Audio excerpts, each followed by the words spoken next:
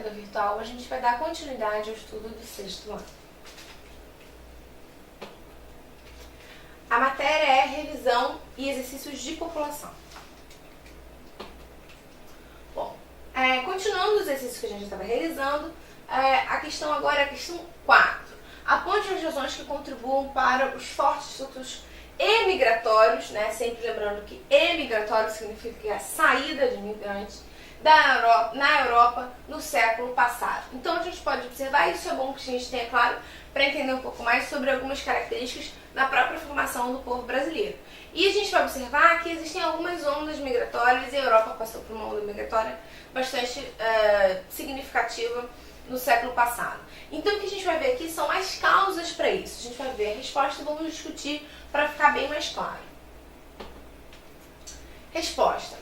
Esse deslocamento ocorreu nos últimos 150 anos, com a perda de cerca de 60 milhões de habitantes que se direcionavam principalmente para a América. Como eu tinha dito, a América aqui, continente, né? Mas a gente tem os Estados Unidos da América como um grande polo, a Argentina e o Brasil, né? A Argentina e o Uruguai, mas principalmente a Argentina, como polos de recebimento, né, desses imigrantes. Dentre as razões que podemos citar, a fonte de pressão demográfica que gerou as crises econômicas e sociais. Quer dizer, a gente tem crescimento. É bom lembrar que quando a gente está estudando transição demográfica, a Europa está passando por um momento de crescimento da sua população. Ela está na segunda fase da transição demográfica. Só para relembrar, a primeira fase caracterizada por altas taxas de natalidade e altas taxas de mortalidade, mas o tamanho da população, o crescimento vegetativo, pouco se altera. Quando você passa para a segunda fase, quando você está vivendo um momento de crescimento significativo, a segunda fase da transição demográfica é marcada por uma diminuição da taxa de mortalidade e um aumento da taxa, e a manutenção, na verdade, das altas taxas de natalidade. Então, você diminuir os índices de taxa de mortalidade, manter uma alta natalidade, significa que a população vai crescer significativamente. Significa que eu vou ver um momento de explosão demográfica, né? Ou seja, um crescimento muito acelerado do volume de população.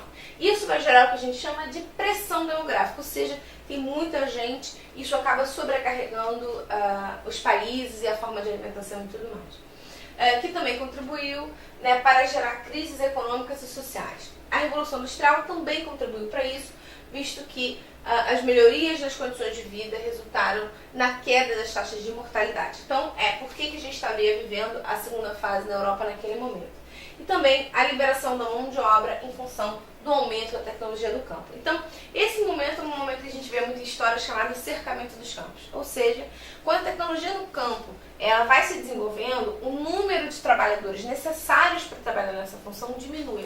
Como eu estou vivendo um momento de explosão demográfica e eu tenho um momento de diminuição da demanda de trabalhadores no campo, nem todos os trabalhadores vão ser absorvidos pelo comércio, né, e pelo desenvolvimento industrial, né, pela indústria. Então eu tenho um excedente de população, significa que eu tenho muita gente e pouco emprego. Isso obviamente vai gerar crise, vai gerar fome, e uma das saídas que essa população vai encontrar é migrar, é se direcionar para países que tenham oferta de terra, que necessitem de gente para trabalhar, que é o caso, por exemplo, do Brasil, que vai promover uma campanha de atração de imigração. Então as causas são, principalmente, se a gente tivesse que citar, o fato de eu ter uma explosão demográfica, o fato de eu ter um processo de capitalização do campo, ou seja, a falta de oferta de emprego no campo vai proporcionar essa saída, então essas crises econômicas. Algumas crises ambientais também que são relacionadas, mas com secas, né, e problemas na plantação, mas principalmente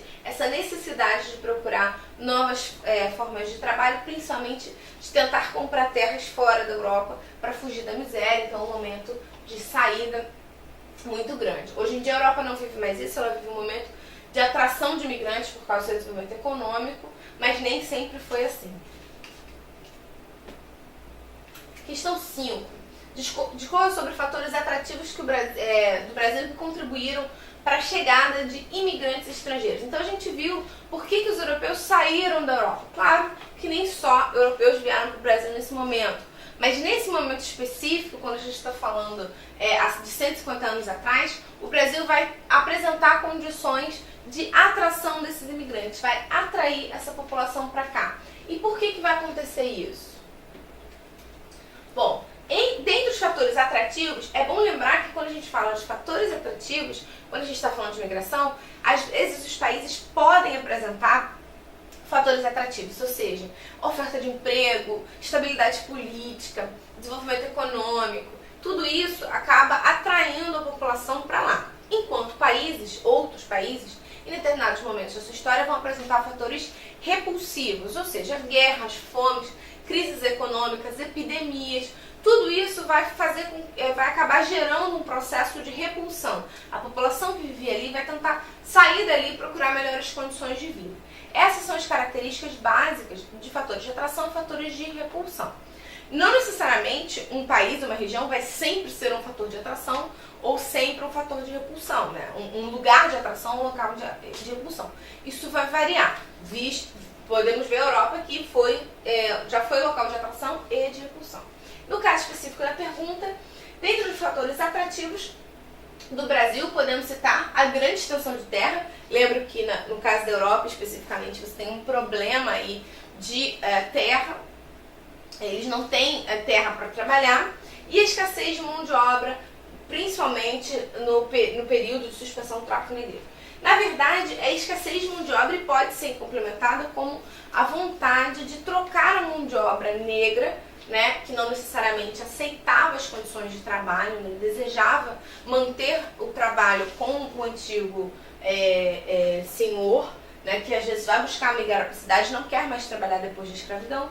Então você tem um problema aí e você precisa de mão de obra. Então, como na Europa eu tenho falta de emprego, falta de terra, no Brasil, em vários países da América, eu tenho oferta de emprego e falta de mão de obra. Então eu vou combinar esses dois fatores e vou impulsionar a migração nesse caso.